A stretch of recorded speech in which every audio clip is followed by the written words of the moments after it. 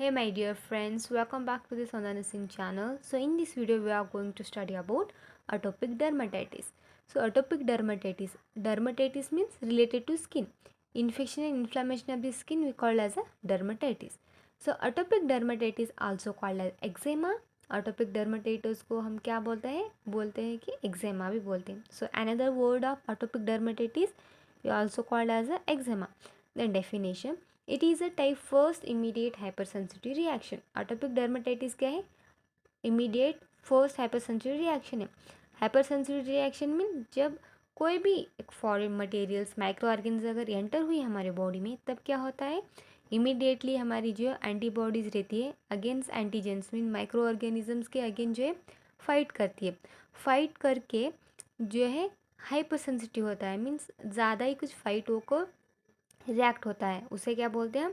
Type first immediate hyper sensitive reaction. कुछ भी अगर हम नीचे देखेंगे कॉजेस में, लाइक एनी फॉरेन मटेरियल्स, कुछ भी एक माइक्रो ऑर्गेनिजम्स एंटर हुई हमारे बॉडी में, हमारे बॉडी में जो एंटीबॉडीज़ रहती है मीन्स लाइक पुलिस की तरह काम करती है. एंटीबॉडी जो है लाइक पुलिस की तरह काम करते हैं हमारे बॉडी में. कोई भी अगर harmful antigens like micro organism से एंटर हुई तो हमारे एंटीबॉडीज़ क्या करती है, उनके अगेंस्ट जाकर इमीडिएट रिएक्शन करती है. सो एटोपिक डर्मेटाइटिस में भी क्या होता है, कॉजेस पढ़ेंगे हम, उसमें पता चलेगा.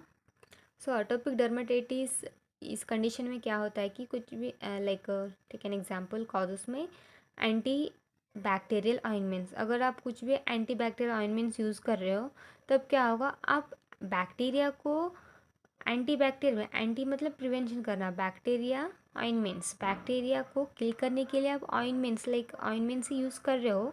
लेकिन इस कंडीशन में लेकिन समटाइम्स क्या होता है कि जो आप यूज़ कर रहे हो ऑइंटमेंट्स लाइक एंटी बैक्टीरियल, तो उसमें क्या होता है कि हमारे बॉडी ना उसके अगेंस्ट से ज़्यादा रिएक्ट कर देती है. क्या समझती है कि नहीं ये फॉरेन बॉडीज़ है, हमारे बॉडी को सूट नहीं कर रही है, तो उसकी वजह से एलर्जी होती है, कुछ ज़्यादा ही रिएक्ट कर देती है. देन सोप की वजह से, लाइक डर्मेटाइटिस के बारे में स्टडी कर रहे तो मीन्स लाइक स्किन के बारे में, हम किसके बारे में स्टडी करें, infection inflammation of the skin, that is dermatitis.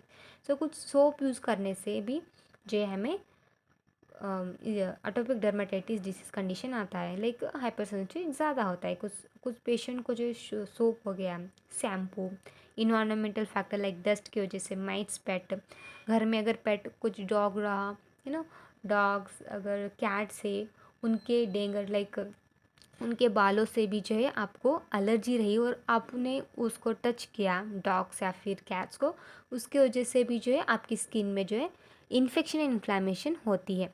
Like उसे ही हम एलर्जी बोलते हैं, right.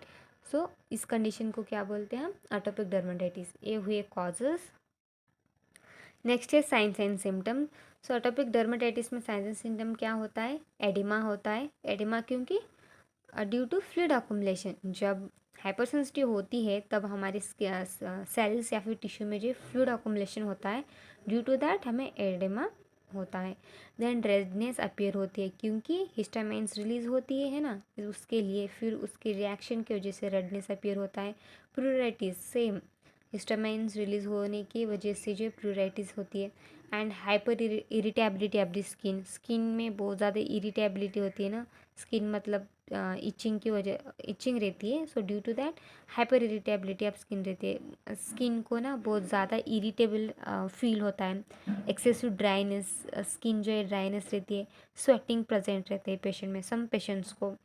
And if you stroke the skin immediate redness appear. अगर आप स्किन को ऐसे टच करके स्ट्रोक करोगे, वन ऐसे स्किन को अगर आप स्ट्रोक करके छोड़ोगे तो इमीडिएटली जो है रेडनेस अपीयर होता है दैट उस पर्टिकुलर पार्ट में. Next diagnostic valuation. जितने भी एलर्जी रिलेटेड एटोपिक डर्मेटाइटिस हो गया, फिर एंजियोडेमा, यूटिकेरिया, जितने भी है एलर्जीज के रिलेटेड जितने भी डिसीज़ कंडीशन आते हैं उनमें सभी में जो है डायग्नोस्टिक वैल्यूएशन, मैनेजमेंट सभी सेम ही आता है. सो एटोपिक डर्मेटाइटिस में या फिर अनदर में भी सेम आता है. सो कॉमनली हम क्या क्या देखते हैं डायग्नोस्टिक वैल्यूएशन में? CBC means complete blood count with WBC differential count. Complete blood count में जो है कितना इन्फेक्शन हुआ है हमें वो सभी पता चलता है। WBC काउंट अगर ज़्यादा रहा, अगर हुआ रहा तो इन्वेस्टिगेशन में हमें पता चलता है कि यस इन्फेक्शन हुआ है। सो उसके लिए जो है हम CBC करते हैं एंड रेडियो अलर्जोसॉर्बेंट टेस्ट भी करते हैं, नज़ल टेस्ट करते हैं, देन इंट्राडर्मल स्किन टेस्ट, ये सभी क्या है diagnostic evaluation. Next management, obviously antihistamines main देते हैं क्योंकि एलर्जी की वजह से। एंटीहिस्टामाइन क्यों देते हैं? क्योंकि प्रिवेंशन ऑफ हिस्टामाइंस, हिस्टामाइन रिलीज होने की वजह से ही जो है हमें इतने सारे इन्फेक्शन हो रहा है स्किन वगैरह सभी। सो इन हिस्टामाइंस को प्रिवेंट करने के लिए क्या देते हैं? एंटीहिस्टामाइन। देन कॉर्टिकोस्टेरॉइड, इन्फ्लामेशन की वजह से जो है द कॉर्टिकोस्टेरॉइड देते हैं इन्फ्लामेशन। देन एंटीप्यूराइटिस, प्यूराइटिस मतलब इचिंग की वजह से, सो इचिंग को रिड्यूस करने के लिए जो है एंटीप्यूराइटिस देते हैं। एंड डीकंजेशन ड्रग्स, अगर पेशेंट में नज़ल कंजेशन, नज़ल स्टिफनेस हो रहा है, अगर उनको नज़ल स्टिफनेस हो रहा है एंड नज़ल डीकंजेशन हो रहा है तो उसकी वजह से जो है डीकंजेशन ड्रग्स देते हैं पेशेंट को। Next nursing management. Nursing management first आप असेसमेंट करोगे पेशेंट को, like collect health history regarding the risk factor hyper sensitivity. Patient को किसके वजह से जो है ये सभी रिस्क फैक्टर हुई है वो सभी डिटेल में हिस्ट्री कलेक्शन लेना है, लाइक डाइट पैटर्न या फिर कौन से सोप यूज़ करते थे, सभी हिस्ट्री कलेक्शन में सभी लेना है डिटेल। ऑइंटमेंट्स यूज़ करते थे वो सभी। देन फिज़िकल असेसमेंट में आपको चेक करना है कि पेशेंट को कुछ रैसेस है या फिर नहीं, या फिर इचिंग हो रही है उनको। फिज़िकल असेसमेंट में सभी आपको इंस्पेक्शन भी करना है, पाल्पेशन भी करना है एंड आल्सो पेशेंट को पूछना भी है कि प्रीवियसली ऐसे सिम्टम्स लाइक रेडनेस, इचिंग ये सभी प्रीवियस में भी होता था या फिर अभी से हो रहा है, मतलब प्रीवियसली में भी था या फिर नहीं, ये सभी जो है फिज़िकल असेसमेंट में आप देखोगे एज वेल एज पूछिएगी आप सभी। ये है नर्सिंग असेसमेंट। नर्सिंग मैनेजमेंट आप कैसे मैनेजमेंट करोगे? पेशेंट अगर एलर्जी से है लाइक स्किन में या फिर एनीथिंग दैट, फर्स्ट मॉनिटर करोगे vital science like body temperature, वो सभी हार्ट रेट, टेकिकार्डिया है, टेकिपनिया है, वो सभी आप वाइटल साइंस में ही देखोगे।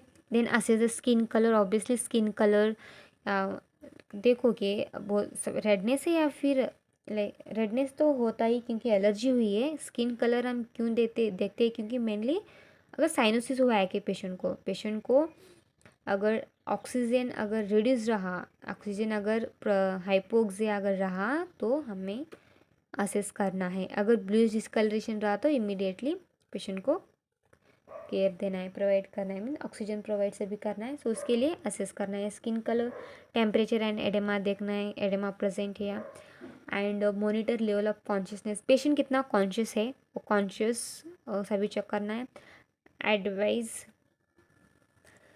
Advise patient to identify allergen, और पेशेंट को कहना है कि आप कौन से ऑइंटमेंट यूज़ करते हो तब आपको एलर्जीज होती है, फिर which soap you are using then the allergies are developing, ऐसा भी जो है पेशेंट को एजुकेट करना है। आप कुछ भी यूज़ कर रहे हो like medicine, not only soap, मतलब समटाइम्स क्या होता है सब मेडिकेशन की वजह से भी होता है, समटाइम्स स्ट्रेस के भी की वजह से भी होता है। तो उनको बताना है कि आप कौन से सोप यूज़ करते हैं या फिर कौन से शैम्पू अगर आप यूज़ करते हो सो उस टाइम आपको एलर्जीज हो रही है, वो सभी एडवाइस करना है, पेशेंट को एजुकेट करना है। Then monitor the patient closely after administration of new medicine, अगर आप न्यू मेडिसिन पेशेंट को एडमिनिस्ट्रेशन कर रहे हो, पेशेंट को दे रहे हो तो आपको उनको ऑब्जर्व करना है कि ये क्या ऑब्जर्व करोगे, कुछ रेडनेस हो रही है, इचिंग हो रही है, मतलब न्यू मेडिसिन होते ही उनको देते ही कुछ कॉम्प्लिकेशन हो रहा है कि नहीं, राइट। पहले से ही उनको इतने सारे प्रॉब्लम है, स्किन इन्फेक्शन है और आपने कुछ न्यू मेडिसिन दिया और वो मेडिसिन अगर उनको उनके बॉडी अगर कंफर्टेबल नहीं हो रही है उससे तो कुछ रैशेस भी आ सकती है। सो इसके वजह से जो है आपको मेडिसिन देने के बाद जो है पेशेंट को पेशेंट को मॉनिटर करना है। If you have any doubts please text in the comment box. Thank you for watching.